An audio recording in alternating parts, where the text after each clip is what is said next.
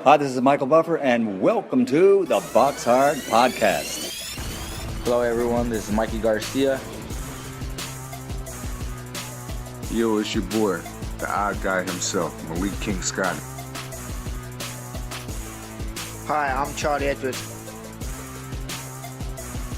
This is Fast Eddie Chambers, and you're listening to the BoxHard Podcast with my main man, Joey Coastman.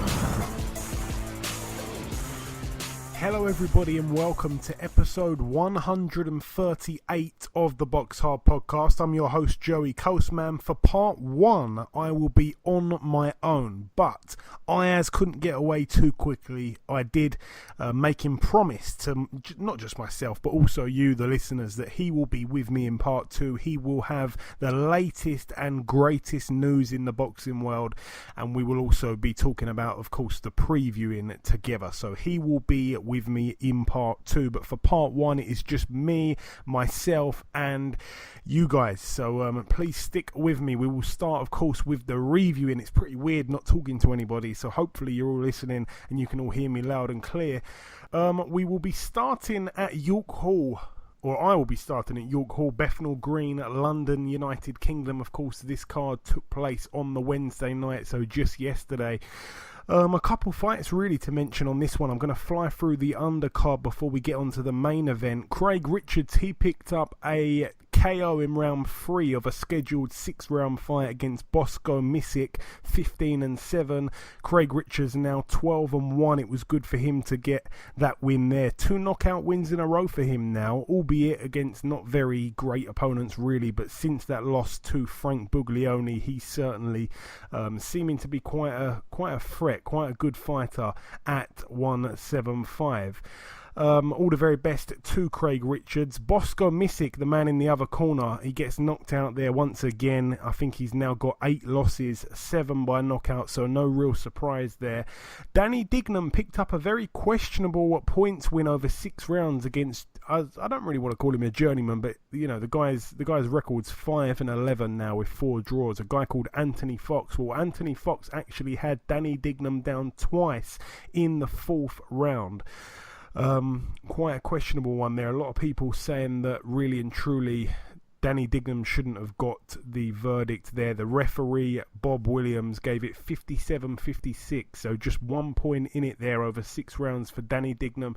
Daniil Yulusinov, the Olympic gold medalist, he moved to 2-0. It was his first fight in the UK. Of course, he's with Eddie Hearn. He's supposed to be quite a star in the future for sure. He took on a guy called Zoltan Szabo, 24-11.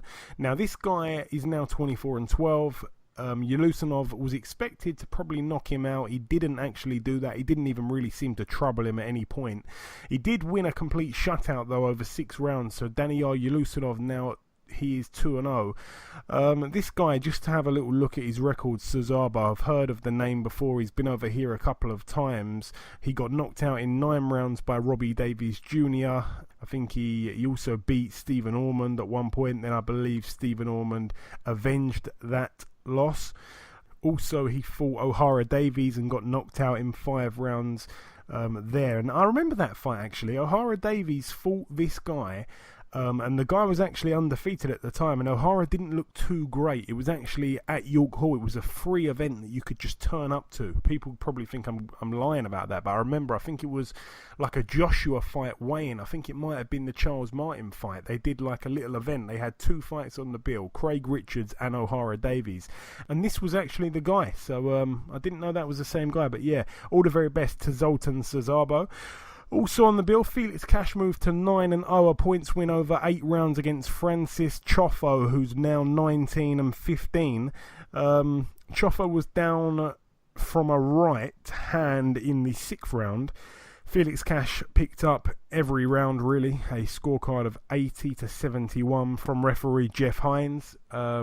A pretty relatively easy win there for Felix Cash. A little bit of a boring fight. He didn't really need to up the gears too much. One thing I will say about Chofo is he's now picked up 15 losses, but he's never been stopped. So to actually have him down, I suppose, is a bit of a statement there from Felix Cash. Chofo, though, has actually fought Maciej Selecki. That's the guy that fought and gave a few problems to, actually, to Daniel Jacobs a few weeks back now on April 28th in Brooklyn. So that's the Polish guy there, but he's not really a big puncher, so no real surprise that he wasn't able to stop Chofo as well. But yeah, a very tough guy, and to have him down, it's a bit of a statement made there from Felix Cash.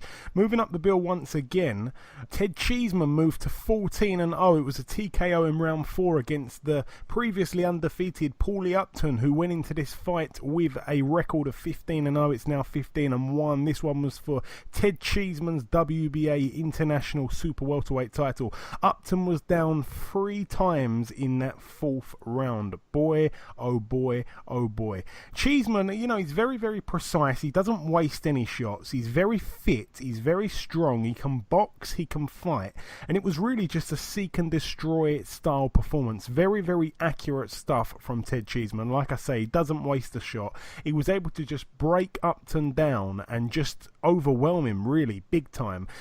He put the pressure on when he needed to. He was very smart with what he did. And it was a real statement made there, in my opinion. Upton, he did start well, but Cheeseman used his strength, he used his ability, and that becomes a huge victory there. He certainly showed levels in that fight, and I'd love to see him fight Anthony Fowler, but I don't think that fight will happen anytime soon. But real statement made there from Ted Cheeseman. All the very best to him. Still a young guy. He's still only 22 years of age, and I believe he'll fight anybody, so it'd be interesting to see what they do with him.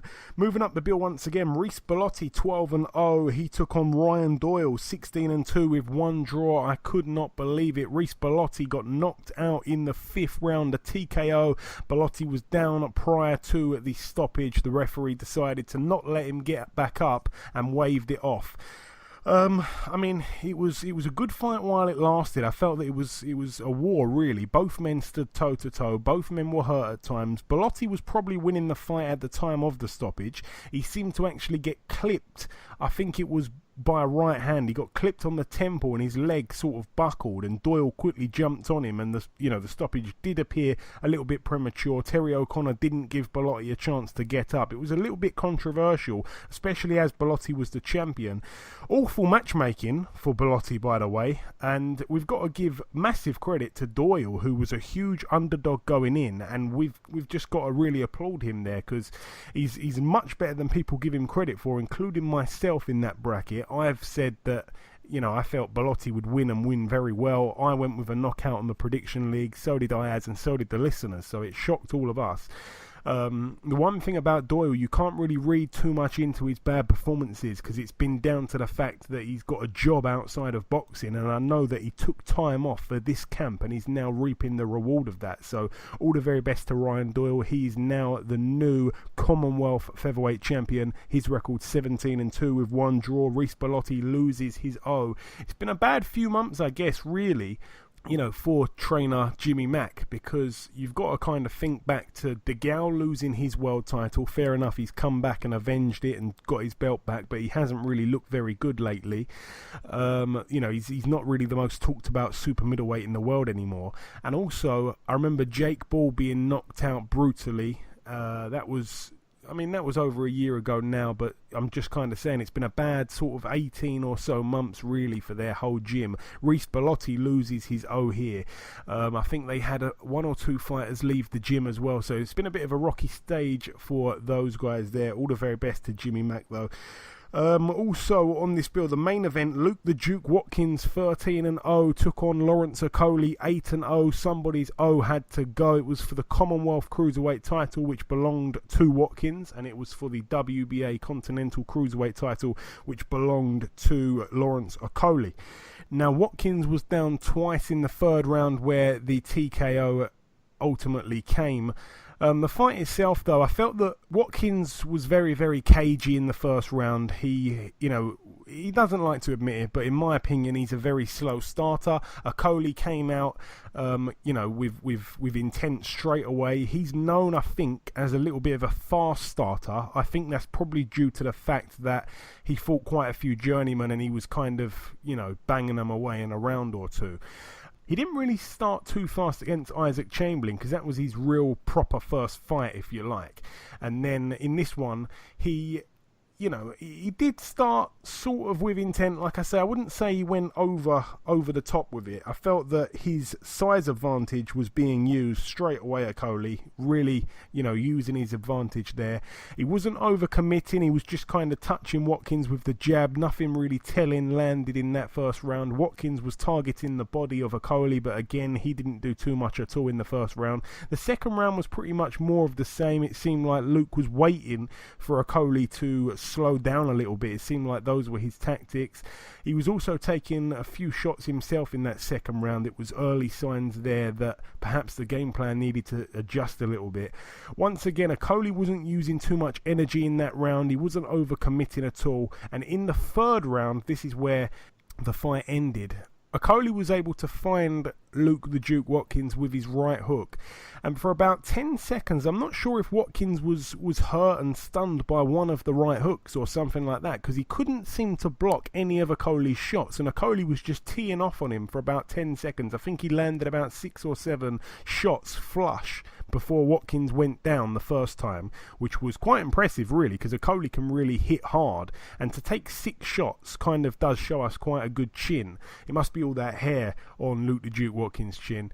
And Watkins did get back up pretty quickly, to his credit. He carried on, but he just walked straight into a big jab right away as soon as the referee said box on, and once again he just couldn't keep his gloves up, and he got tagged a couple more times before tumbling once again to the canvas. But that time the referee waved it off, and Paddy Fitzpatrick threw the towel in right as the referee waved it off as well. So a great win there for Lawrence Okolie. Another belt for him, another undefeated fighter's record under his belt that he's taken away, and of course another main event for him as well. He's topping a couple of bills now in a row, so all the very best to him. He's certainly turning into a real force, and he's progressing very quickly now. I like what they're doing with him. More of the same, please, Lawrence. So a great card all in all, I guess, from Matchroom there on a Wednesday night. It was something different. Did you like it? Did you not? Let me know at BoxHard Podcast on Twitter. Moving over now though to a card that happened. We're going to kind of go back in time a little bit. This card happened on the weekend just gone. 1 or 2 fights to mention over in Australia at the Melbourne Pavilion. Blake Caparello 26-3 with 1 draw, took on Trent Broadhurst 20-2. Trent Broadhurst was the guy that got knocked out in a round by Dimitri Bivol for the vacant world title. Blake Caparello once upon a time knocked Kovalev down, but then got knocked out I think the round after that. So both men have fought at the top level. Well, anyway, Blake Caparello though was able to get the TKO in the very first round, so a really impressive knockout win for him. He's now 27-3 with 1 draw. Trent Broadhurst, I believe that is 2 first round knockout losses in a row for him. The first one, of course, to Dimitri Bivol. No real shame in that one at all, even though we were quite annoyed because we wanted to see more of Bivol at the time. He's shown us a lot more since then. But for Trent Broadhurst to fight Blake Caparello and get knocked out like that really is a statement made there for Blake Caparello. I'm guessing another big shot will be on the horizon for him. Moving over now, though, to the Belasco Theatre in Los Angeles, California. What do we have over here? Prospect Joshua Franco moved to win number 14. He's got 1 loss as well. It was a KO in round 5 of 6 against Isao Carranza, who's now 15-12 with 1 draw. Shout out to Joshua Franco, a protege of the Robert Garcia Boxing Academy. Also, what do we have? We have something that happened in Germany at the Wii Arena. What is there to mention over here? Top of the bill, Robin Krasnicki, 47-5. He fought for the vacant EBU European Super Middleweight title against Stanislav Kashtanov, who's 36-2, now 36-3. A unanimous decision in favour of Robin Krasnicki. Once again, a man that has had so many fights, and I think he's probably he's early 30s or something like that, but he's had over 50 fights now, so I think he's going to probably have 1 or 2 more. I doubt he's going to get a world title shot again at this point, but I think he'll probably defend the belt once or twice, get to his 50 wins and probably just hang the gloves up. He's had a long career. Moving over now, though, to Hungary. One fight to mention over here. Prince Patel moved to 15-0. He's still got that one draw, of course. It was a unanimous decision over 6 rounds against Jabba Memeshishi, who's now 7-6. Prince Patel now has a top 10 world ranking with the WBO. Would you believe it? All the very best to him. The very controversial, I used to call him a controversial flyweight, because at the time he was a flyweight. Well, now, unbelievably, this fight here, I believe it was supposed to be at featherweight, of course, which is 126. He came in over the featherweight limit by, I think, almost by a pound. So, really and truly, on paper, he's weighed in as a super featherweight. And he was once upon a time a flyweight, which is quite unbelievable, to be honest. I'm not quite sure where his body is at the moment. He looks in good shape, but he's all over the place with the weight. And that could be quite a bad thing for him, really, when a big shot does come, which we all think will probably happen. Moving over now, though, to Poland at the G2A Arena. 1 or 2 fights to mention over here. Lukas Rozanski, 8-0, took on our very own Michael Sprott, 42-28. This would be Michael Sprott's 71st fight, but he was knocked out in the second round. To be honest, I think Michael Sprott should probably retire now. He's had too many losses. It's now his 29th loss there, and he can't be getting knocked out repeatedly like this. It's bad for his health, of course. So I'd like to see him hang the gloves up. But the main event here, former world champion Krzysztof Włodarczyk, 54-4 with 1 draw, picked up a unanimous decision win over 10 rounds against Olem Rawaju Aduradola, 27-5. So a good win there for Włodarczyk. And that really wraps up the review. And I've tried to whiz through that as quick as possible. Of course, there were many fights to mention, but being on my own is kind of strange. And thank you all for staying with me this far. We will have Ayaz in part 2. The last thing, though, to do just before we wrap up part 1 is to welcome our very first guest. Ladies and gentlemen, please welcome the current interim WBC Super-Lightweight champion of the world, Mr. Regis Prograis. Regis, welcome to the show. What's up, man? Thanks for having me on again. Hey, it's my pleasure, just like the last time, my friend. So, Regis, I probably should have asked you this last time, actually, because we really spoke in depth last time about everything, really, from your growing up to the Hurricane Katrina to, being next to Evander Holyfield in a gym. But I want to ask you a question you've probably been asked a million times. Why do you call yourself the Rougarou? I understand it's a mythical creature. Yeah, well, it really is a nickname. It's at the time, I think I was 4-0 or something like that, and my daddy and my manager at the time, they was like trying to come up with some some nicknames and stuff, and they went back and forth, said all kinds of things, and then they said I think my daddy said the Rougarou. He just threw it out there, and my manager at the time was like, yeah, that's it, that's it, the Rougarou, that's the name, and then it just at first I really didn't like it, and then it just stuck. And so I guess that's what I am now, the Rougarou. Yeah, I like it, man. I like it, and I like the mask that you've got as well. It's brilliant, man. It really is quite a thing. It's 1 of 1. That's custom made, 1 of 1. Wow, there you go. So, Regis, we spoke before your last fight against Julius Indongo. At the time when we spoke, you were actually supposed to be fighting Victor Postol, but of course he had to pull out, and in stepped a very tall, very awkward southpaw called Julius Indongo, whose only loss was to Terence Crawford, a former 2-time world champion himself. It was an extremely risky switch of opponent with not that long left to go till the fight, and of course Terence Crawford had a brilliant fight against him where he knocked him out in 3 rounds. It was always going to be very difficult for you to outdo what Crawford did, but boy oh boy did you do it. A 2nd round TKO. You had the guy down 4 times. Walk us through that fight. What a win. Yeah, man. For me, going into the fight, going into the fight, I really didn't think I was going to compete with Crawford. It wasn't really on my mind to go compete with Terence Crawford, because he did it very impressive. He did it in the 3rd round. He did it very, very impressive. So, just like I said, going into the fight, I was like, I'm not going to compete with him. But then as the fight got close, I was like, I need to make a statement. And, I just went out there and knocked him out in the 2nd round, and then of course I got on TV and talked a little shit about it. Yeah, I wasn't going to be the one to say it, but of course, after the interview, me and you have exchanged texts back and forth, and I remember, we spoke quite a lot, to be honest, over text. And I know that you really wanted to, make a statement against Postol and stop him because Crawford couldn't. And I remember you actually saying to me, it's going to be hard to compete with the third round knockout. And then when you did it, I just couldn't believe it, to be honest. A brilliant win. Of course, you became the new interim WBC world champion. The very next day, you flew to Mikey Garcia's fight, if I'm not mistaken, with Sergei Lipinets. Yeah. We found out quite a lot about Lipinets that night. How do you rate him amongst the other guys at 140? Man, Lipinets is actually good, man. Lipinets is better than I thought he was. I really haven't seen too much of Lipinets, but, I actually like his style, like his style of fighting. It's kind of awkward, it's weird, but it's calculated at the same time.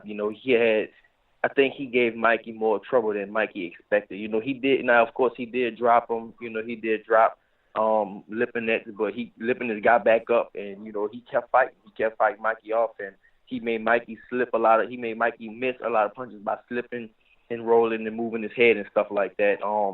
And he had a good jab. He did better. Really, for me, he did better than expected. Of course, Mikey's one of the best in the world right now, either, at 35 or 40 or wherever you want to put him right now. I wouldn't say 147, but as far as 35 or 40, he's definitely one of the best in the world. And, he fought Lipinets, and, I thought Lipinets was going to, I thought Mikey was going to knock him out, and he didn't. Lipinets showed, he showed me a lot that night, and I was, I think he's still definitely a threat in the 140-pound division. Yeah, for sure. Very well said there.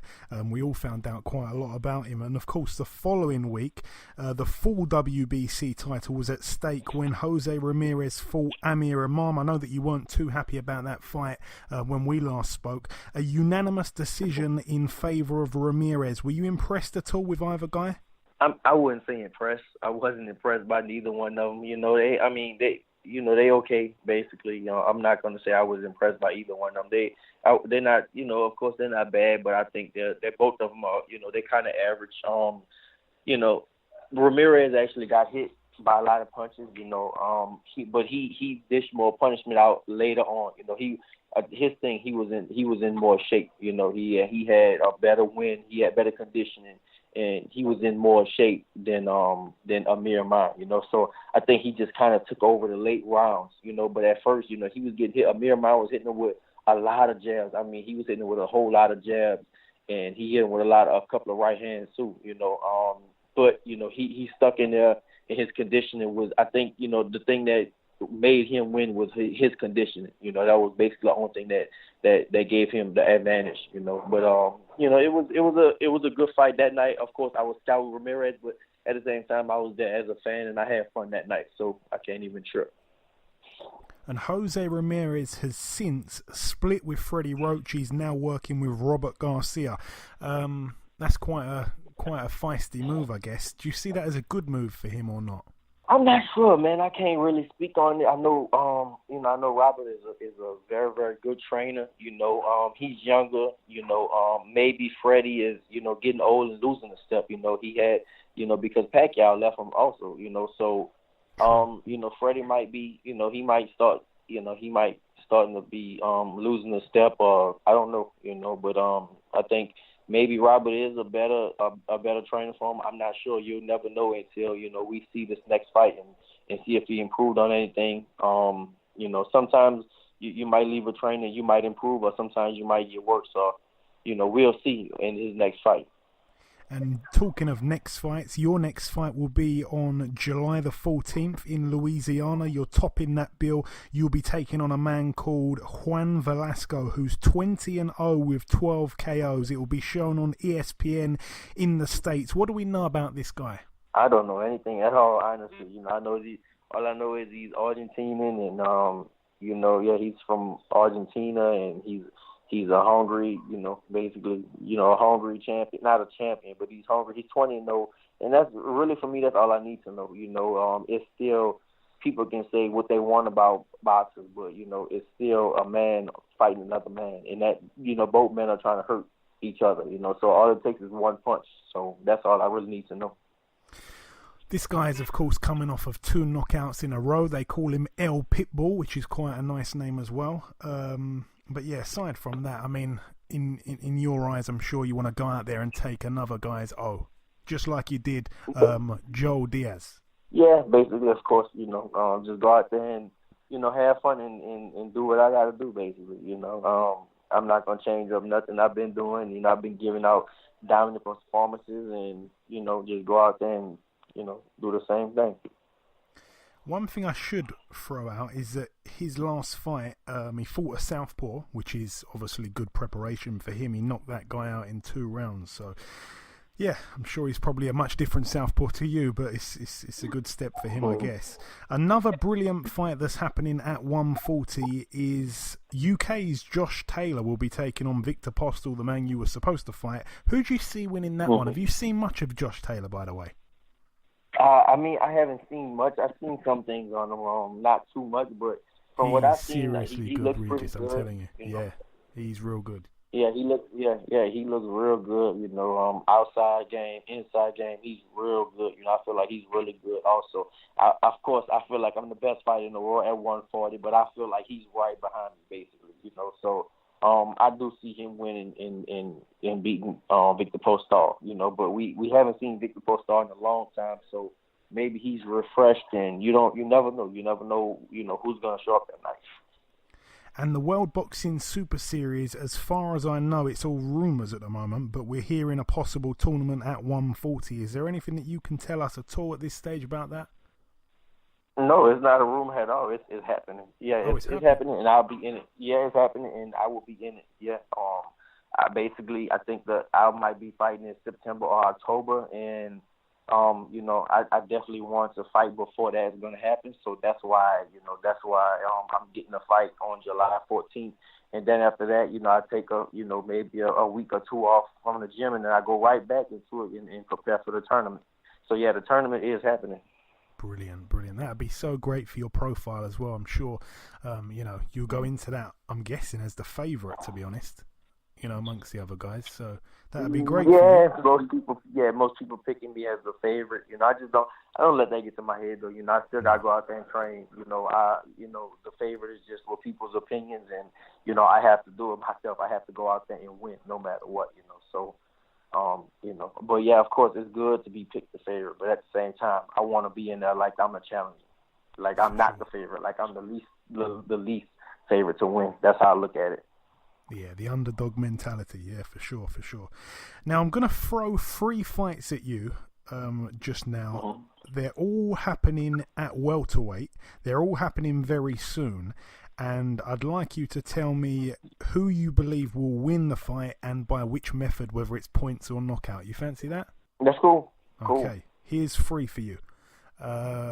Crawford against Jeff Horn. I got Crawford.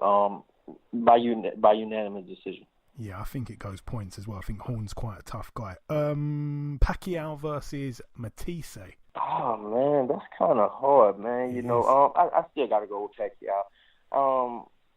I think Pacquiao. Actually, I think Pacquiao by stoppage. Wow, that's big. I think Pacquiao. I think Pacquiao by stoppage. I don't think he'll knock him out, but I think maybe, the referee or the corner will stop the fight. But it's hard to pick, but it's hard for me to go against Pacquiao. Pacquiao is one of my idols, and of course he's getting older. And in his last outing against Jeff Horn, he didn't really look too good. But Matisse isn't Jeff Horn, So I got Pacquiao by stoppage. And I've saved the most 50-50 fight here out of the 3, in my opinion anyway, till last.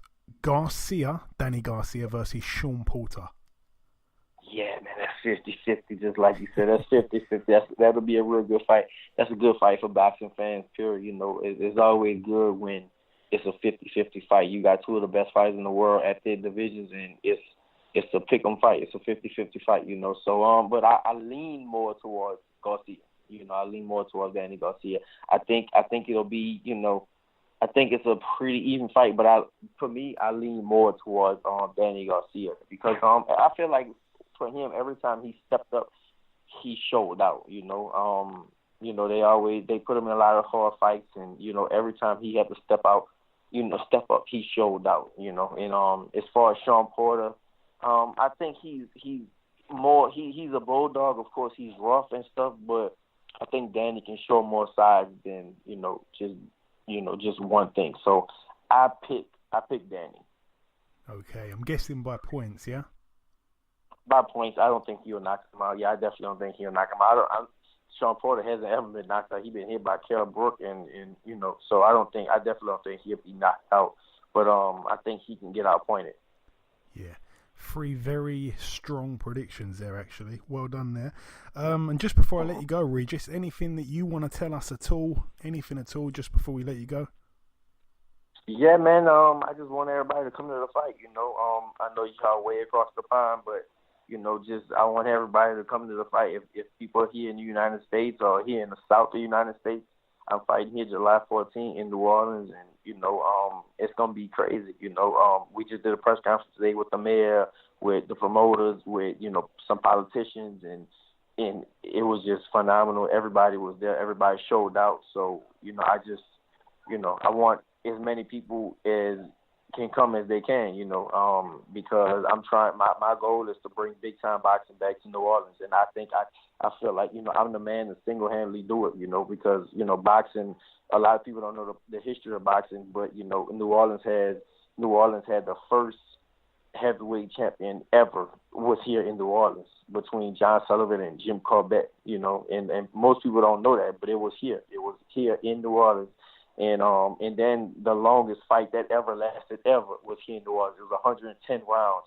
I forgot the people's name that fought, but it was here in New Orleans. So New Orleans has a lot of boxing history, and of course Ali fought in the Dome, Sugar Ray Leonard and Duran fought in the Domes.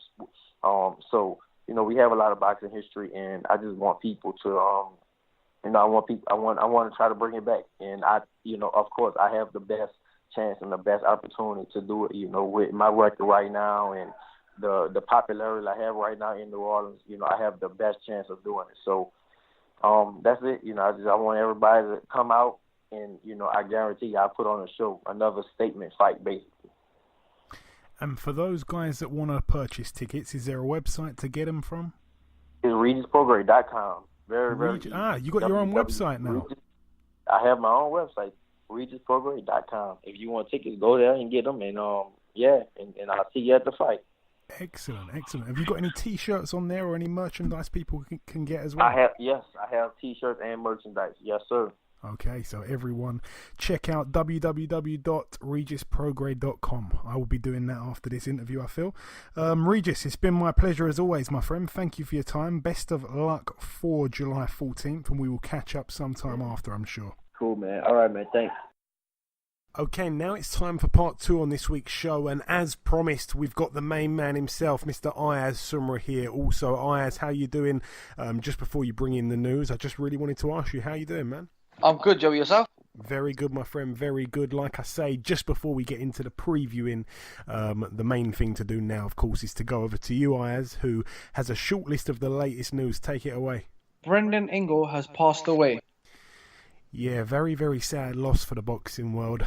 This guy was a man that, of course, taught some of the best really ever to lace up a pair of gloves from the UK. I mean, everybody that we speak to in interviews and things like that, literally everyone that even listens to our show week in, week out, or just even very occasionally, every interview, whenever we speak to someone from overseas, 99.9% of the time they say, my favourite UK fighter of all time was Prince Naseem Hamed. That man was taught from absolutely nothing. He was taught by Brendan Ingle. There's many, many others, of course. Johnny Nelson went on to be a real good champion in the end. He really started from the bottom. There's many more. I mean, even the likes of Harold Graham that never, of course, got the luck, really, I suppose, when it really come down to it on his side. He never managed to win a world title, but what a fantastic fighter he was on his day. And all these people were all taught by, by Brendan Ingle. So it's a real sad loss. I know that Kid Galahad also had some dealings with him as well, and Kid Galahad especially really took this one hard because he was almost like a father figure for him. So, the whole boxing world really has took a bit of a loss here because he was such a brilliant trainer and a real guy that, just knew boxing inside out. I mean, he did things differently. He did things his own way. He taught his fighters a completely different angle of fighting. He made them all switch hitters. He made them all, he just invented that Ingle style. And of course, his son Dominic Ingle is now in charge of the Ingle gym, and I think that it's great hands to leave it in, because I think Dominic's already achieved some wonderful things. But I just wish the whole family the best of luck, really, and of course condolences as well from us. Dave Allen will face Tony Yoka on June 23rd in Paris. Yeah, I mean, there was, of course, talk of this fight perhaps happening, and it seems like it's now being signed. You say there, did you say June 23rd, Ayaz? Yes. Okay, so yeah, that's not really long. That's not really long away, to be honest. He's not going to give Dave Allen enough time really to get in tip-top condition. Let's be honest, he's going in there as an opponent massively. He's going in there to really get beaten, and I'm guessing they're going to probably try and stop him. I don't think that will happen. I think Dave Allen could probably last the distance, to be honest. We will probably do a prediction league on that fight when it comes a bit closer. But yeah, I mean, I'd love to see Dave Allen do it. Of course, Tony Yoka, he was the guy that beat, very controversially, Joe Joyce in the Olympic finals. He, of course, picked up the gold medal. He's failed a couple of, well, I don't want to say failed a test as a professional, but he's missed tests as a professional. When the dopers have come round to test him, I shouldn't call them dopers, the doping testing agency. When they've come to test him, he hasn't been where he said he was. He was, he'd failed to inform them of his whereabouts a few times. So quite suspicious of him, actually. I think he was also given some kind of ban for some whatever reason. I don't know what it was, but now he's fighting again. So it's all a bit weird. I don't think that Dave Allen really stands a chance in there, especially if he's got stuff in his system, this guy. I really hope he doesn't, for Dave Allen's health. But yeah, they're just taking a name over there, really. It's a shame that Dave Allen's going to have another loss on his resume, but I just can't see a way he can win this one at all. And finally, Billy Joe Saunders' fight with Martin Murray has been called off after Billy Joe Saunders sustained an injury. Yeah, heartbreak really for Martin Murray. I feel sorry for him. He's a guy that, of course, is at the tail end of his career. He's had to now go through 2 camps for this particular fight. I think it was April the 14th. That one fell through due to an injury on Billy Joe Saunders. And now this one's fell through for the same reason. He's injured another part of his body.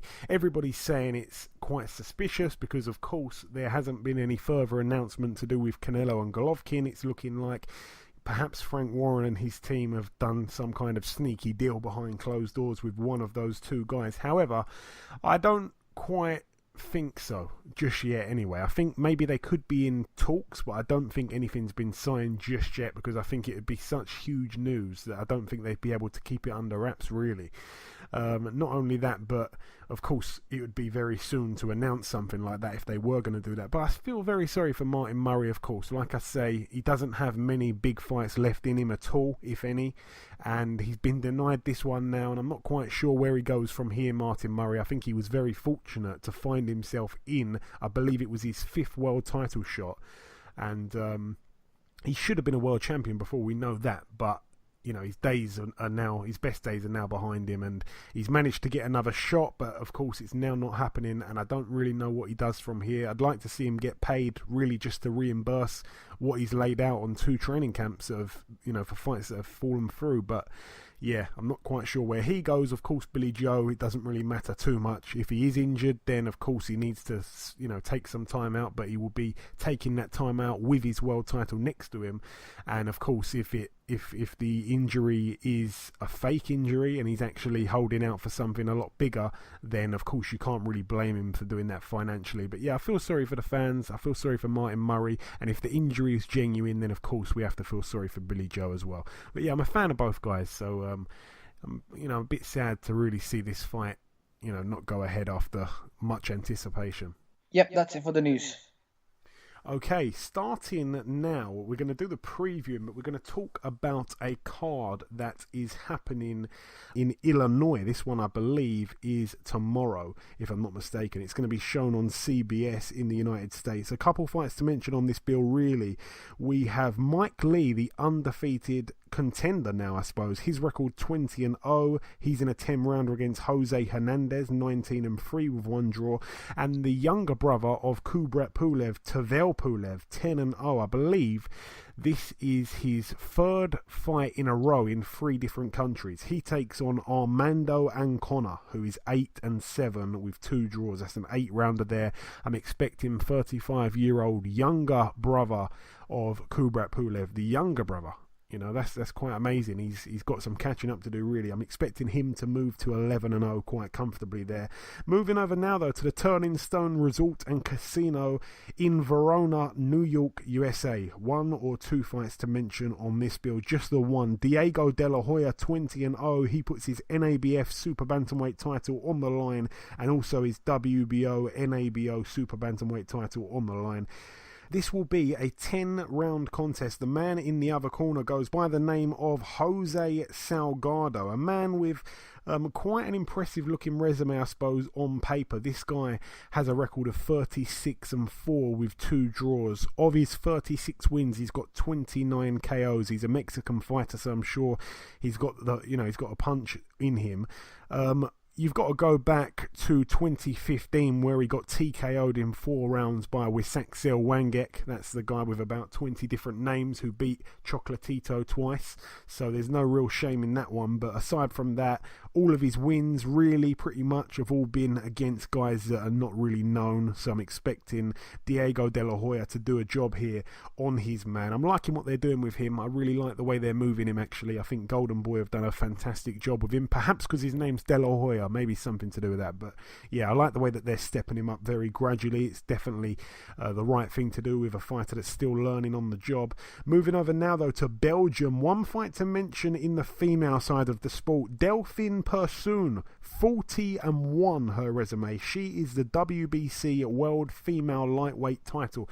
Of course, she's going to be mentioned amongst the likes of Katie Taylor. They're in the same division. Katie Taylor's got 2 belts. I'd like to see her take on this woman who BoxRec say is the number 1 at lightweight. They've actually got Katie Taylor 2nd, so this Belgian female is quite something apparently. She will be having a 10 of course 2-minute rounds contest against Natalia Aguirre, I think it said. Her resume, it seems like a bit of a poor one actually for a world title fight. Her resume, 8 wins, 10 losses and 3 draws. I'm expecting Delphine Persoon to do a job on her lady, I should say.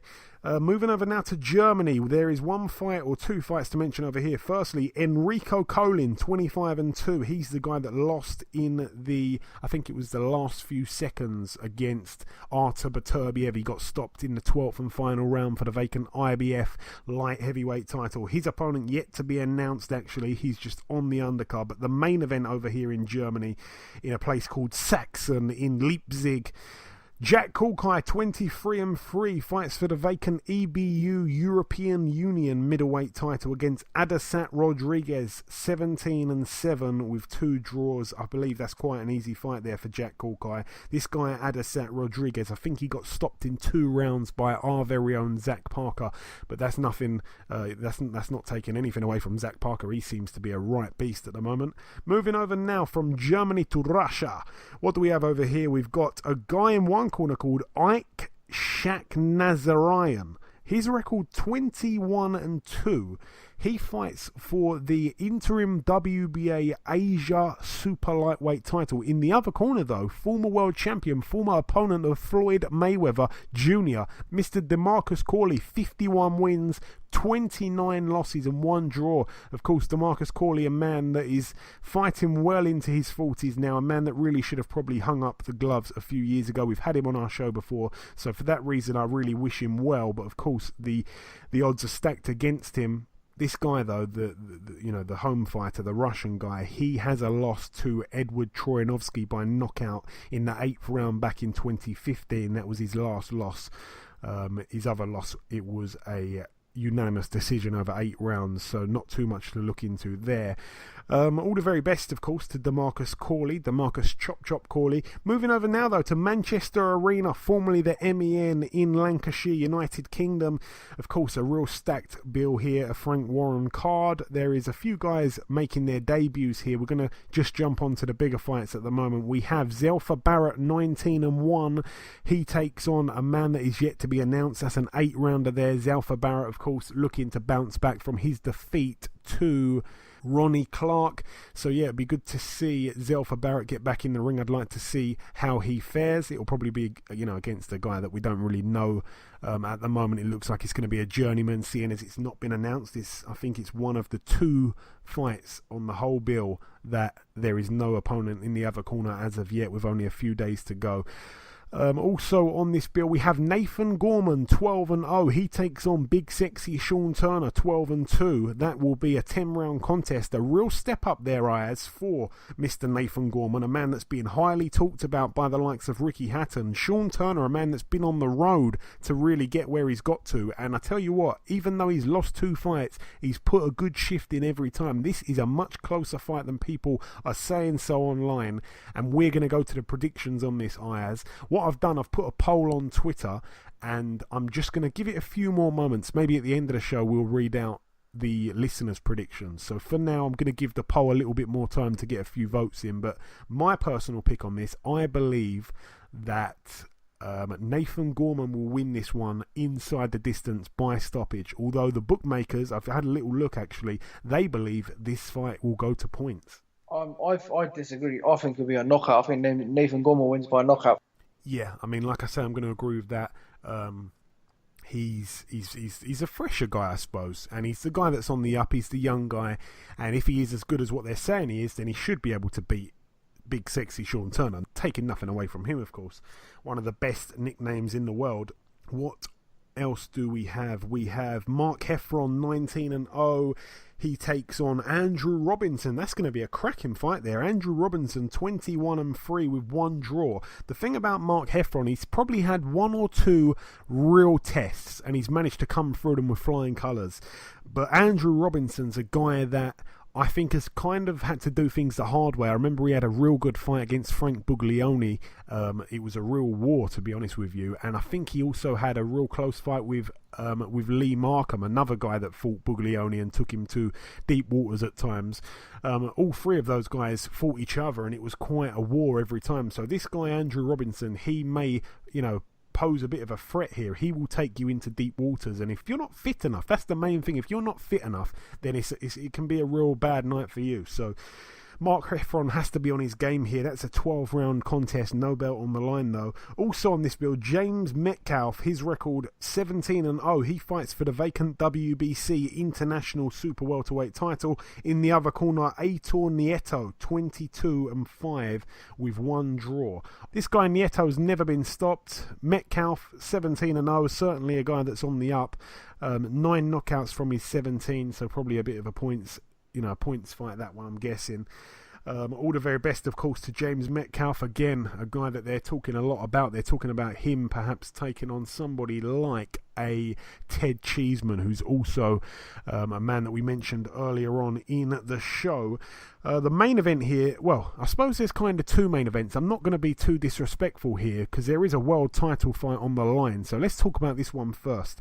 Terry Flanagan, 33-0, the man with the longest unbeaten record in British boxing right now. He fights for the vacant WBO World Super-Lightweight title. In the other corner, Mighty Mo is his nickname, is of course Maurice Hooker, a guy that is relatively unknown as from the US, of course, got a good trainer behind him, a man that, when the fight was first going to happen on April the 14th, everybody was kind of overlooking him, but I think where we've kind of all had more time to have a look at this guy, everybody's kind of like, okay, this is not really a gimme fight now. I mean, he's a tall guy. I think he's something like 6'2", something like that, so he's real tall for the weight. And, I'm expecting it to be quite a good fight, to be honest with you, Ayaz. Perhaps he can bring the best out of Terry Flanagan. We're also going to do the predictions as well. Yes, I think it's going to be a very good fight for Flanagan. Obviously, Flanagan was meant to fight in the Billy Joe Saunders' first fight against Martin Murray, but obviously due to the fact that got cancelled, they had to push this back to Manchester. Obviously, Flanagan, in my opinion, I think is going to be the home. I think he's going to be the favourite. Obviously, he's in this beloved city of Manchester, where he's from. In my opinion, do I think he's going to win? Yes, I do. I think Flanagan's going to win. I think Flanagan's going to win this fight, and I think he's going to win it in points. Because with Flanagan, obviously, he doesn't have much power. So, but I therefore think he'll box him, and I think he'll win on points.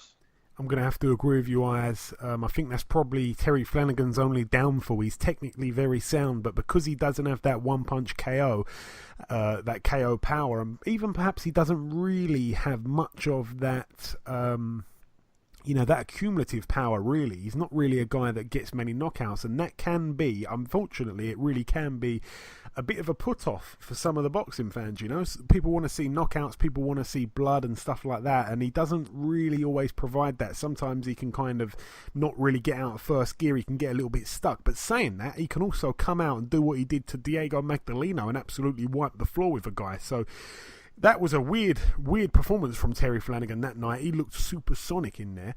I'm expecting him to be a lot better at 140. I think he was really struggling to make 135, but this guy is a natural 140 fighter, so we do have to take that into account. This guy is also the much bigger puncher of the two. I'm going to ride with you, Ayaz, actually, and go with the Flanagan points decision in favour of Flanagan. But yeah, I'm expecting quite a good fight there actually on that one. And the main event, I suppose it has to be the man returning to the ring after about 2.5 years out of it. We've sorely missed him, but he's back this Saturday. Mr. Tyson Fury, the former lineal heavyweight champion of the world. Perhaps he's still the lineal champion of the world. He hasn't lost in the ring, but of course he doesn't have any of the 4 big belts. But he is a man that, to be honest, has probably had to throw away a few big belts because he won't be able to tie them around his waist anymore. He's lost so much weight, and I tell you what, Ayaz, it's brilliant to see him back in the shape that he's in. Even though he's fighting a guy here that many people are not too familiar with, he's managed to get himself in tip-top shape for it. And I've seen the little clips here and there on YouTube, here and there on Twitter, things like that, and I am so excited to see what he's going to do. We will talk about the predictions in this. Of course, Tyson Fury 25-0. Sefer Seferi, Ayaz, in the other corner. Like I say, a man that not many people have heard of for sure. He's certainly not a household name, especially over here, but we can't overlook this guy. He's a puncher. He's 23-1. That one loss is to the current regular WBA heavyweight world champion Manuel Charr, okay? And Manuel Charr's not a bad fighter, and this guy, like I say, lost a points decision to Manuel Charr. He's never been stopped. And of course, Tyson Fury's not the biggest puncher, but we do have to take into account there's a humongous size difference here. This guy really and truly is a career cruiserweight. Obviously, yes, I think it's going to be a very good fight. Obviously, it's been 2 years since Tyson Fury's been out of the ring. Obviously, this fight's been Showtime in USA. Obviously, everyone wants to see Fury back. Wilder wants to see Fury back. Anthony Joshua wants to see Fury back, and finally he's coming back. Obviously, it's going to be very, very different due to the fact that he's not training with his uncle P. Fury, and he's training with Ben Davison. I want to see the difference between what he looks like with Ben Davison and compare it with what he looks like with P. Fury, because I think this is going to be a very, very different Tyson Fury. Obviously, we've seen videos of him showing his videos where he's doing his pad works, but I think it's going to be a very good fight. Obviously, we see Fury's got 18 knockouts in total, which his biggest win in his achievement was against Vladimir Klitschko. Now, this fight in Manchester shows, should he win the fight in Manchester, he's going to clear some ring rust off. If I'm going to go for a win, I'm going to go for a Tyson Fury win, obviously, and I'm going to go for him to win by a knockout, and I think he's going to do it in style. I really hope so, as I'd like to see him come back with a bang, but I have to say, I think he's going to win on points. I know that might be a little bit controversial, but I know that there is the ring rust there. There is the new partnership with the trainer, which you highlighted, Ayaz, and the fact that this guy has never been stopped. I just think that this guy, another thing that we should bring up is he's 39 years of age. So this is not a spring chicken. This is not a guy that's probably going to have brilliant legs, that's going to be able to, get in and out of range, and, well, not really out of range too much, because I don't think you can get out of range with Tyson Fury's long arms, but I don't think he's going to really be able to stay away. And at 39, I don't really think he's going to have the speed factor, even though he's a much shorter guy kind of thing. I think that Tyson Fury is going to just play with him and perhaps stop him late, but I've just got a feeling it may go points. But that would be the worst thing that could happen, because if he doesn't come back with a bang, if he looks really boring on points and just gives the guy a complete boxing lesson, everybody's going to be like, oh yeah, Anthony Joshua would knock him out. Do you know what I mean? I just don't want to see all that rubbish come back again, you know. So I hope he looks good, but I just can't see a stoppage just yet. I hope I'm right, because I need the points, but I hope I'm wrong at the same time, because I'd love to see him come back. I'm his biggest fan, and I'm just not quite sure about the ring rust, the partnership, and the fact that this guy hasn't been stopped. That's the three things there. So we'll have to wait and see, but I'm very intrigued. It's very unfortunate that it's not going to be on Box Nation. I'm sad about that. I've got to travel to somebody else's house now to watch it, because I don't have BT Sports. So yeah, it's certainly worth the travel, because, you know, I love watching the guy fight, and this ring return's been so overdue. So all the very best to Tyson Fury and of course Terry Flanagan, TF, the two main events there. I'm gonna give them that accolade for sure. Moving over now though to the Staples Center in Los Angeles, California, USA. What do we have over here? We have friend of the show, Austin Trout, 31-4. He challenges the champion at this weight, the WBC World Super Welterweight champion, Mr. Jermell Charlo. Who else? 30-0 with 15 knockouts. A man that gets compared to his twin brother probably a little bit too often. And people were saying, well, his other brother, the other twin, Jermell Charlo, he's the better of the two. And the only real reason why people were saying that was because I think Jermell Charlo was knocking people out. Well, lately, Jermell Charlo has really just found this power from nowhere, and he all of a sudden looks like a real player at 154. He's had a couple of hiccups along the way, I guess, but lately he's looked nothing short of solid, for sure, and many people would have him at number one at 154. In the other corner, like I say, I as a former world champion himself, Austin Trout, a very wily veteran, a guy that he's a brilliant boxer on his day, to be honest. A man that was giving Jarrett Hurd all kinds of trouble early on, but in that fight he seemed to run out of steam as it went on, and he ended up getting stopped for the first time in his career when he retired on his store after 10 rounds. But he was coming off a real long layoff. I think it was about an 18-month layoff, something like that. So there is that there, and he has had a fight in the meantime since that loss. He got a unanimous decision over 8 rounds back in February. So, you know, it's not a real ring rusty Austin Trout. We had him on the show a few weeks back, and he was saying that the ring rust played a part in that fight, and perhaps it did, because he doesn't usually seem to be a fighter that tires late on. So if he's more active, maybe that won't happen. But I think he will have moments in there, Ayaz. But I think at this point, with the momentum being with Charlo so badly, I just can't pick against Charlo at the moment. I'm sure you agree with that, and I'm going to go with... Oh, this is difficult now. I'm going to go Charlo on points, Ayaz. I don't think he stops Austin Trout. I know you're going to probably say a stoppage, but I don't think it happens. I'm going to go with the opposite. I'm going to go for a knockout with Charlo. I think he's a very, very good fight. He's got very good knockout power as well, so I think he'll win. I reckon he wins by stoppage. I was actually thinking about all the predictions before the show, and I've actually written down my predictions before the show, and I put down Charlo knockout, and I've changed that while I've been here for Charlo points. So maybe that was somebody above giving me a message there. Hopefully they like me, otherwise it was a real bad message, and I'll look quite silly next week. But yeah, I'm hoping for a little bit of luck there. I don't want to see Austin Trout knocked out, because I believe this is his last chance at a world title. I think that Ishii Smith, when he came on the show, he was saying that, you know, Austin Trout's got the best manager in the world. I think it's 3 world title shots in his last 4 fights. So he's been very fortunate, but I think the chances will stop happening pretty soon, especially if he loses this one. I did say to him, is this a last chance saloon for you? And he didn't seem to react very well to that question when I asked him that. He kind of said, no, of course it's not. But I really think that this is it for him now. I think it's a must-win fight, otherwise he's got to drop down a level and he could become a bit of a gatekeeper, which some people would probably argue that he already is that.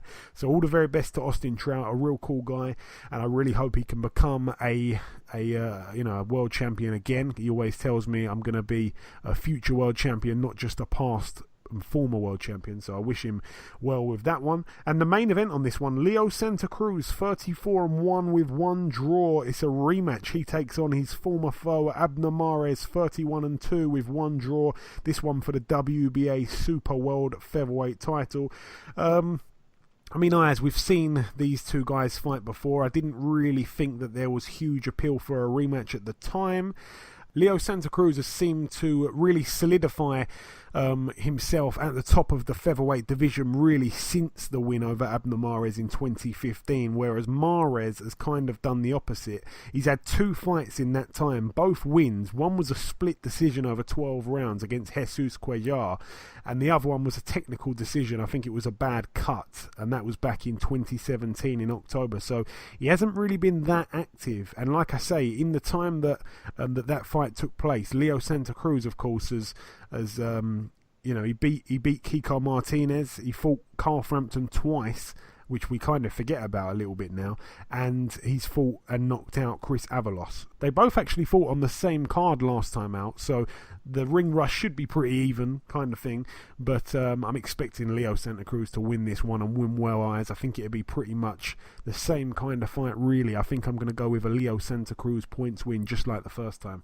Yes, obviously, I watched the first fight, and I think it was a very, very good fight. I remember watching that fight 3 years ago, back in 2015, and obviously it was a very good fight. It was both sluggish, right? They were both going at each other, and obviously Leo Santa Cruz won by points. If I'm going to have to choose a winner for this fight, I'm going to go once again Leo Santa Cruz to win on points, because I think it'll be a very good fight, and I think the winner is going to fight Frampton.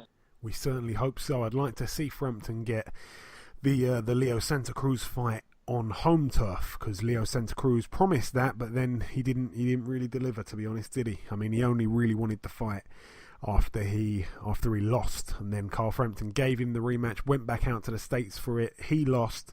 It was a good fight, and it was a majority decision, just like the first one. And they've had 2 majority decision fights now, Carl Frampton and Leo Santa Cruz, so it would be great to have a third just to really settle it.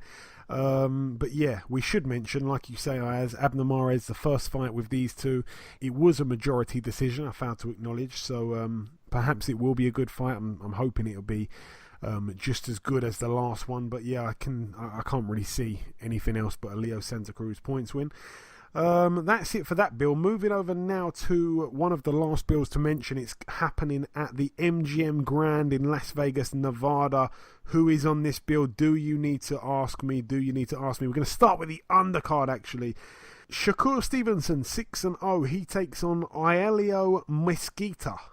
I had to double check. It looked like it was Mosquito, which is really becoming a real problem in the UK at the moment, especially for me. But yeah, I don't see this guy being of any threat really to Shakur Stevenson. The one thing that I do like about this fight here is that Shakur Stevenson once again steps up in class, and this guy that he's taking on has got an impressive looking resume on paper, 16-1. Okay, and this guy, what I will say about him, of his 16 wins, he's got 14 knockouts. He's a Brazilian guy, 26 years old. He's coming off of a knockout loss, though, back in December of 2017 against Nathaniel May. So that kind of ended his momentum, I guess, but he was coming off a real string of knockouts, actually. So this should be, or could be, I should say, quite a good fight. I know there's a lot of people out there comparing Shakur Stevenson to Michael Conlan, and this is a fight here where he's in there against a real proven puncher. So if he can deal with him and negate his power and stuff like that, then it'll be great to see. So I really wish Shakur Stevenson all the best. Of course, a man that has been on this show before.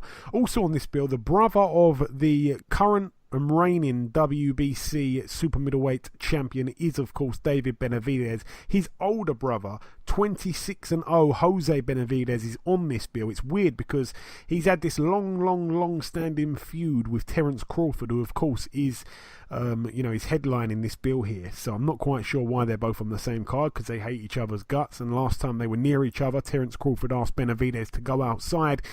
Anyway, they didn't go outside, thankfully, but Jose Benavidez is a guy that's really looking quite impressive. I don't think he lost a fight in the amateurs. He's 26-0, like I say, but he takes on a guy that's never lost in the pro ranks either, a guy called Frank Rojas, 22-0 with 21 knockouts. That really is something.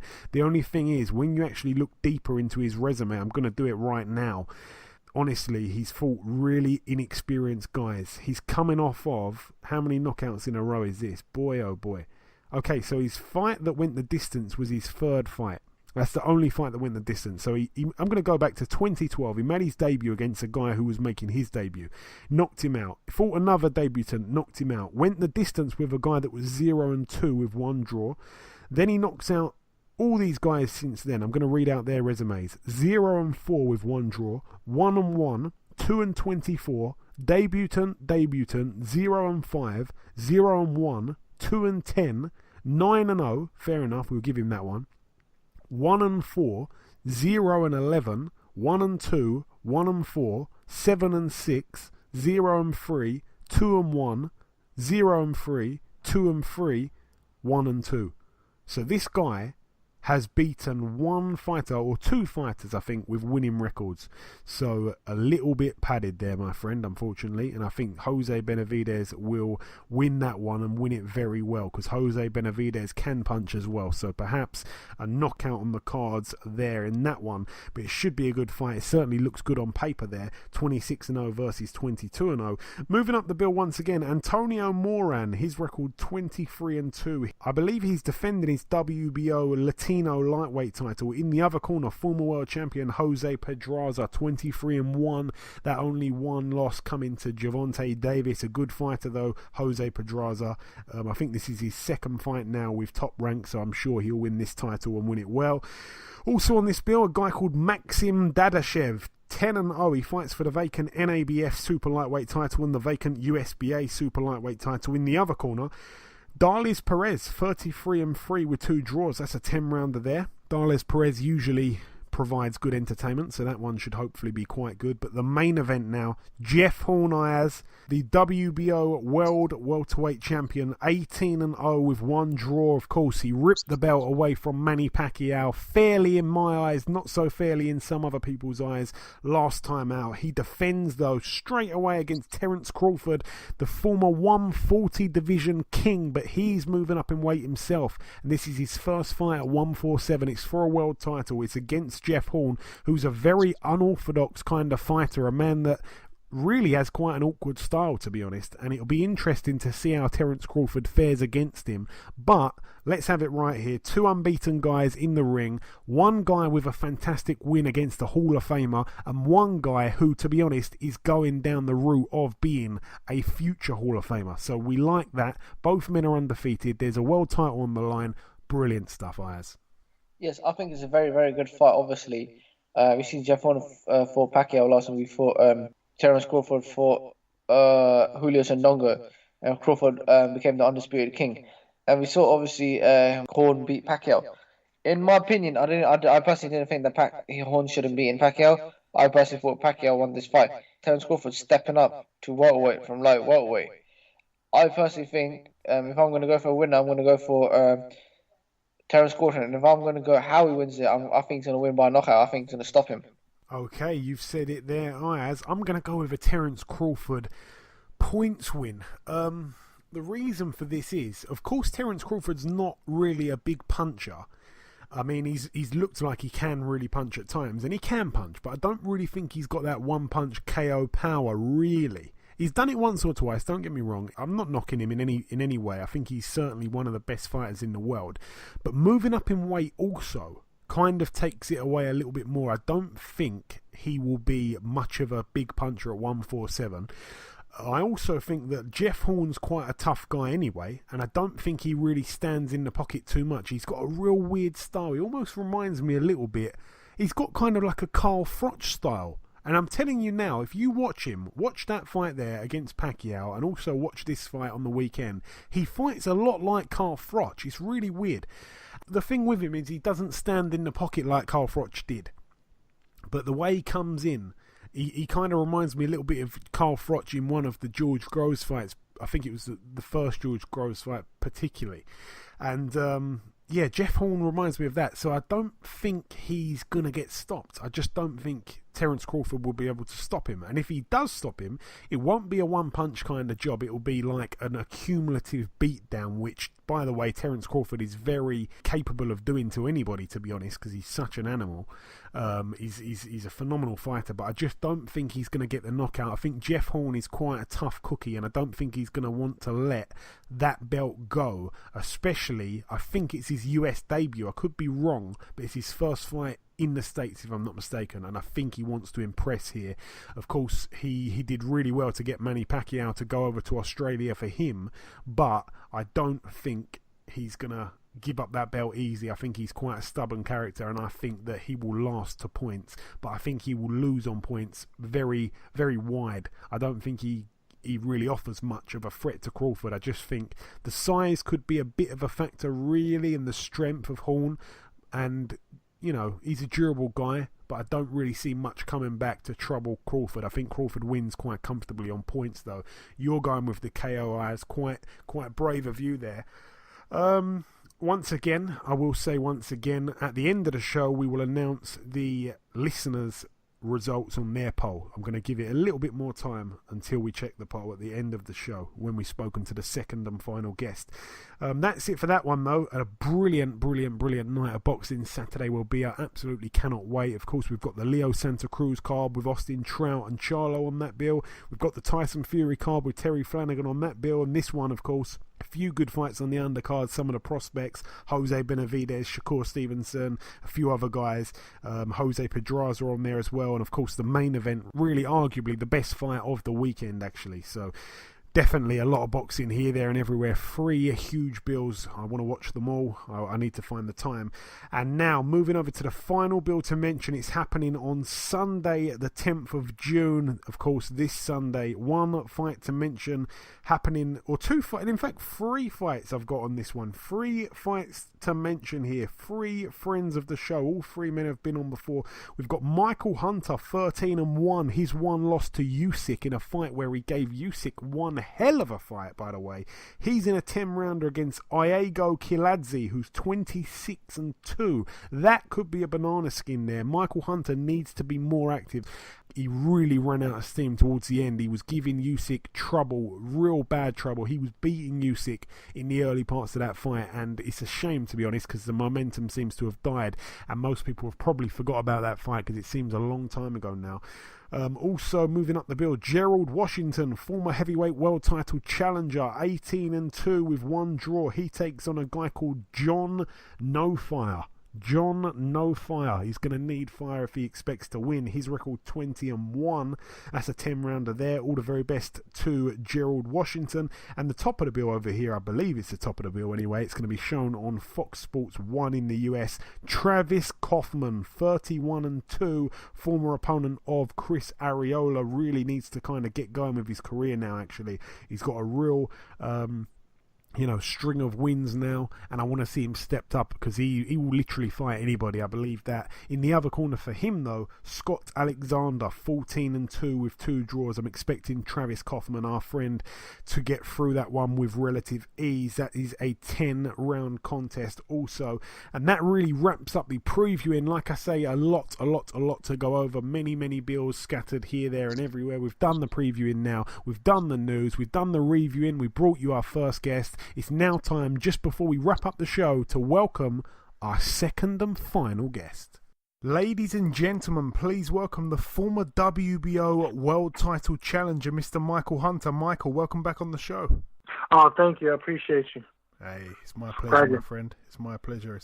So, Michael, of course, we last spoke just over a year ago now. It was fight week at the time for your fight against Alexander Usyk for the WBO Cruiserweight world title.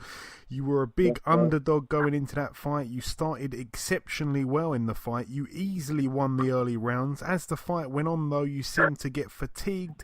Of course, you were dropped late on in the 12th round. You ultimately lost very wide on points. I didn't really agree with the scorecards, to be honest.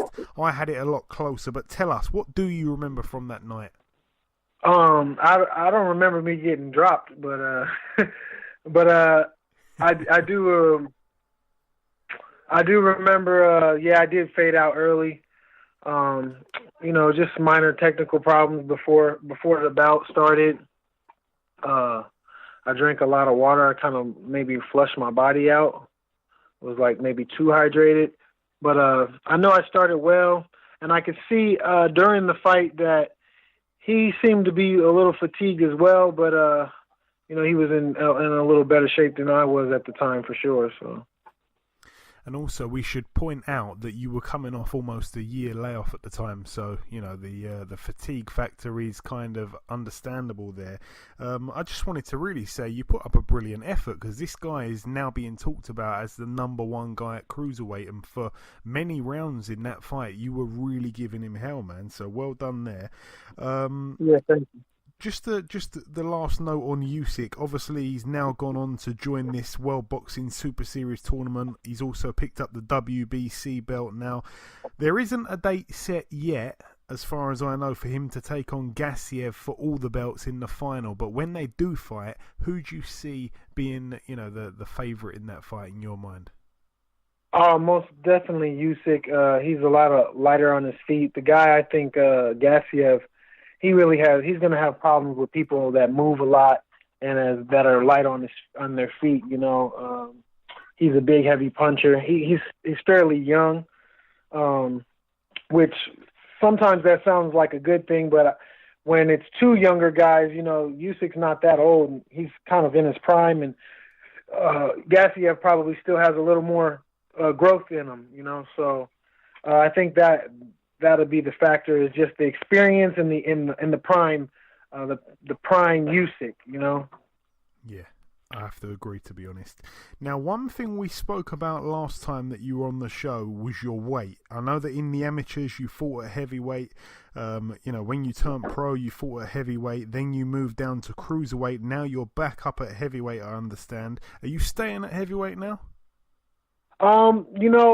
Always, it's funny because Deontay just mentioned this on his Instagram, but my dream was to actually fight at both weight classes and defend them if I could, going back and forth. So actually going back and up and down is something I always kind of been my plan to do way when I was young. So not that I actually planned it out like this time, but yeah, I think I'm going to stay at heavyweight right now. The heavyweights are booming, and there's a lot of different guys that I've already competed and beat and competed with. So they know me and I know them fairly well. So I'm going to definitely stay here for a little bit until I get my name back up there. And I know Usyk is, after this, he's going to come to heavyweight because there's no more fights. And there's not a lot of money at the heavyweights. In the cruiserweights. So the money thing was basically to get all the belts. Whoever did that was the one who was going to end up moving to heavyweight anyway. So he looks like he's on his way to do that. So I congratulate him if he gets past Garcia, because Garcia is not a easy customer to run by. So I'll definitely be at heavyweight for a little bit and try to beat up these guys and get these titles. And if I can go back, if it's in the future, I'll definitely go back down to cruiserweight. I'm right around that weight class, in like 214 to 2. I'm right around there anyway. Okay, so you've lost a bit of weight then, because I know that last time out you weighed quite heavy, to be honest. Yeah, I was. Just getting back, like you said. The worst thing to do with a fighter is keep them inactive, and that I think that's been my worst enemy. My worst enemy is just the management and the inactivity. But I'm just trying to stay as active as I can, and hopefully from here on out, I'll have some decent fights, and to stay busy, whether I get them, whether they're big fights, little fights. I'm taking all comers. And I heard my man Tyson Fury calling out people again, talking about coming up to cruiserweight. So I think that was a shout out to me. So. So, not to go off topic too much, but you mentioned managerial stuff there. I noticed that your manager bizarrely lives in the UK. Is that a guy that you've been with for a long time, or is that recent? Because I only just noticed it. No, that's just the guy I've been working with lately. Yeah, we've just been working together. He's not fully a full manager yet. He's kind of like, my manager on the European side. I see. But we are definitely working together and trying to get some things together to stay busy. Cool. So you're fighting this Sunday. It's pretty unusual, really, to fight on Sundays these days. It'll be your first time fighting on a Sunday. I'm sure that it's like any other day, really, to you, though. Yeah. Sometimes I don't even know what month it is. I just, we're just working and working. So today's, it's really, I guess it's just different for the people watching, really. Yeah, it's not really too different for me. The time is still the same. We're still fighting in the evening. I really don't like I said, sometimes I don't even know what month it is. So I don't really have a day where I always go by how my body feels to take the day off or whatever, or slow down or speed up. So. Okay. What I will say, I like to bring out a fact here and there when I'm doing interviews, and this is my fact for you. Your father actually fought twice on Sundays. Both times he got the victory. One of those times was actually for the USBA heavyweight title when he stepped in at late notice against a former Mike Tyson opponent in Terrell Biggs. So it's very important to continue the 100% undefeated on a Sunday streak in your family, my man. That's a good fact too. There you go. And your opponent this weekend, of course, is Iago Kiladze. He's 26-2 with 18 KOs. His only 2 losses came to Yuri Kalenga, who's a decent fighter, although lately he's kind of hit a bit of a sticky patch, and also Adam Kalnacki, another unbeaten, promising heavyweight prospect. This guy's no slouch. It's a tough fight on paper. Yeah, he is. And he has decent skills. He's long. He has that European style. Like I said, I'm fighting win, lose, or draw. I'm going to be hopefully stay consistent and fight. I don't think I'll ever be in a position to where they'll say, "Oh, let's pick Michael Hunter for the easy fight," just to get the win. So. It's definitely not going to be an easy win, but we've seen him fold and get knocked out a few times, and I'm looking forward to doing that myself. And you yourself, you only fought 6 weeks ago. You fought a bit of a keep busy fight kind of thing, not to be disrespectful to the opponent, but I'm guessing. No, absolutely. I'm guessing, you had that fight really just to shake off the ring rust because you hadn't fought for a year prior to that. Were you rusty at all 6 weeks ago? I haven't been able to really catch that fight. Yeah, I was definitely a little rusty. The guy was, even though it was like a tune-up fight, the guy was no slouch. I think he had 50 fights already, and he was only like 28 years old. So he was actually, I would consider him pretty like a veteran, He took shots very well, and he was very game, It wasn't just like a super slouch where I was able to knock him out and stuff. So. And, if you're going to be staying at heavyweight for the foreseeable future, the 2 champions right now, of course, Anthony Joshua and Deontay Wilder. Last time we spoke, it was just before the Joshua Klitschko fight, and we were both kind of split on who we thought was going to win. Obviously, Anthony Joshua's just carried on marching on brilliantly, really. If the unification does happen for all the belts, who do you see being the victorious one?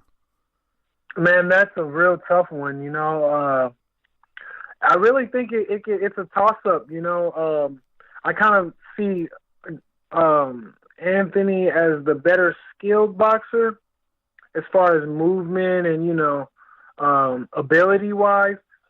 But, there's so many different attributes to this game.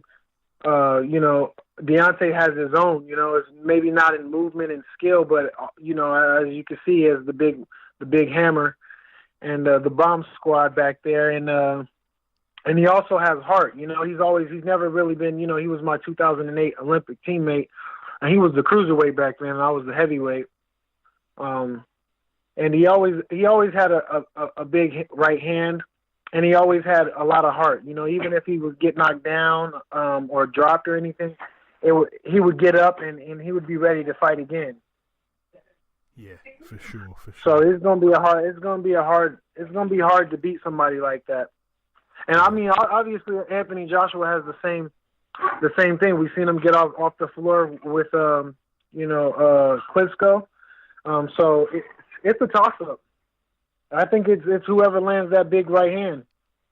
Yeah, I think I have to agree, to be honest. I mean, both men have got that power, and it's a fight that I definitely don't see going 12 rounds. So, yeah, I'll make you right. Yeah, I don't see it going 12. And just finally, Michael, I wanted to ask you really if there was anything that you wanted to say at all before we let you go to anybody in particular, just anything that you want to get off your chest at all. Just the heavyweight, anybody in that heavyweight division, I'm coming, you know. Like I said, I've been competed with these guys already. I hate to name drop, but, you know, I've competed with these heavyweights already that are at the top. So I'm definitely you'll definitely see me in the heavyweight division in the top 10 real soon. Is there anyone on your radar at all? I know that you I'm not going to try and push you to call. Well, I would, but, you know, if I had a chance, I would like to fight Tyson Fury. You know, we've had a little. That's kind of like me and him have the same exact birth date. So. And we fought on. Both got bronze at the under-19s. That's when I first met him, and we also competed with each other a few times. Well, once I was supposed to fight him a few times, but that didn't quite happen. But so Tyson Fury, you know, and anybody with those titles, you know, those are the big fights. I want the big fights, you know, just to show and prove myself that I'm. You know, I know I'm a small heavyweight compared to those big guys, but I'm definitely in the as far as skill wise and competing, I'm no slouch when it comes to fighting heavyweights. That's my norm anyway. Yeah, for sure. So you guys fought in the amateurs, right? Yes, we did. It was a London versus USA duel, England versus USA duel, and we was actually supposed to fight twice. You know, usually they have an A and B team. And, you know, usually the A team fights the A team and then we switch. But me and him were the only heavyweights, super heavyweights at the time. So we were supposed to fight twice. And I fought him the first time. He got the win. I mean, you know, I had to basically knock him out. And I almost did. I was a hairline a minute away from 30 seconds away from knocking him out. But you know, they got the W, and there was no second bout. So I kind of knew within my heart of hearts that, you know, I have a little victory in my heart about it, even though it's on paper that he won. Okay, interesting. I never knew that, man. It's good to hear that. Right. Anything at all, like, you know, to the listeners, or any message you want to give just before I let you go? No, just follow me on Michael Bounty Hunter on Instagram. And, you know, like I said, please be patient to my fans out there. And I promise you I won't let you down. Absolutely, my friend. Absolutely. And thank you for having me on the show once again, man. It's always a pleasure. It's one of my favorite podcasts and interviews to do. You guys always ask the best questions and make everything so interesting. I appreciate it. Hey, man, I really appreciate those kind words. And listen, Michael, I'd like to thank you for your time. I'd like to wish you the best of luck for Sunday, and we'll catch up sometime soon, I'm sure. Yes, sir. Please, hit me up after, and, you know, we'll go from there. Okay, and now it's time to conclude episode 138 of the BoxHard Podcast. I've been your host, Joey Coastman. Ayaz Sumra has been Ayaz Sumra. A big thank you to our two guests on this week's show, the undefeated knockout artist and WBC interim super-lightweight world champion, Mr. Regis Prograis, and the 2012 US Olympian turned professional prospect at both cruiserweight and heavyweight, Mr. Michael Hunter. Whilst we've been recording this show, two pieces of news have broken. The IBF have now stripped Gennady Golovkin because he didn't agree to fight his mandatory. It seems really sad, to be honest, because if he did end up fighting Billy Joe Saunders, it now would not be for all the belts. That is quite a thumbs down, to be honest. Also, Dillian Whyte's next opponent has been announced. It will be Joseph Parker at London's O2 Arena on July 28th. It was funny because even Dan Raphael broke the news, saying it would be Dillian Whyte against Luis Ortiz, and so many others said the same. Boxing posters were being made, merchandise was being printed, other boxing media were reporting on it as gospel truth. All these fake reliable sources out there. One thing that we don't do is report rumours or fake news. My direct source actually gave me a tip off late last night, but like a normal person, it wasn't my job to say anything. I'm not one to announce fights. That's not what we do. We just discuss things that has already been announced, and it was quite funny, to be honest, seeing all these other guys that I suppose are kind of looked at as more important media than us, getting everything horribly wrong. So in my opinion, there are too many boxing media outlets that want to be the ones to break the latest news, and they've all took a huge L there if they did report on the Whyte versus Ortiz fight. But anyways, back to some positive stuff. The Prediction League currently sits at myself on 38 points. It's not so positive, actually. Ayaz on 41, and you, the listeners, a positive 42. There are 6 points up for grabs this weekend. Best of luck to everyone there. Enjoy your weekends, people. Thank you so much for listening to this week's show, and we hope to see you all next week.